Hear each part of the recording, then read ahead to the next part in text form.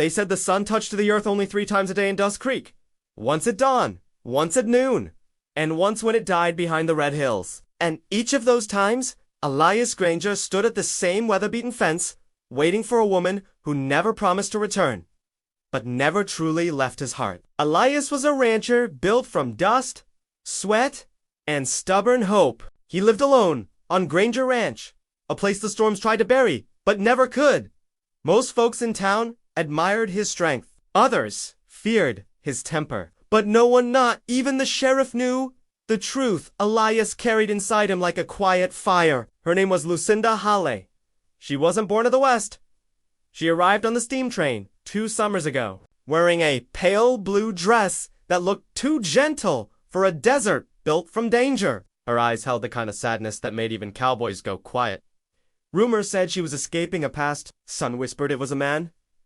Elias never asked. He just knew he loved her the moment she stepped off that train. Lucinda worked at Dust Creek's only schoolhouse, teaching the rancher's children how to read, count, and dream bigger than the canyons that boxed them in. Every evening, she walked back alone, and every evening, Elias watched her from a distance until courage finally forced him closer. She liked that he spoke softly for a man who could break a horse in under a minute. He liked that she smiled like the desert after rain rare.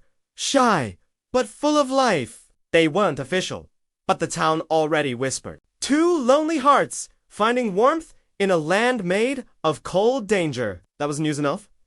But one night, everything broke. A gang called the Silver Spurs thundered into Dust Creek. They weren't after money. They wanted Lucinda. Their leader, Creed Maddox, had been the man. She ran from a violent outlaw who once claimed her as his property. She escaped his grip, but not his shadow. Maddox dragged her out of the schoolhouse as the children screamed and the town stood frozen, weighed down by fear, stronger than chains. Only Elias moved. He walked straight into the dusty street with his hands empty and his heart ready. "Let her go," he said. Maddox laughed. Kind of laugh that makes wolves nervous. "You're a rancher. Boy. A nobody. Step aside." But Elias didn't. Maybe it was love. Maybe it was madness. Maybe in the wide, lawless West, they were the same thing. The duel wasn't planned, but everyone felt it coming. Lucinda begged Elias not to do it. Her voice shook more than the windows. But Elias only looked at her once, and that was all he needed. At the sound of Maddox's first move, Elias was faster than the desert wind, faster than fear itself. "One shot!" Maddox dropped. Dust Creek breathed again, but history changed not because Elias killed a man.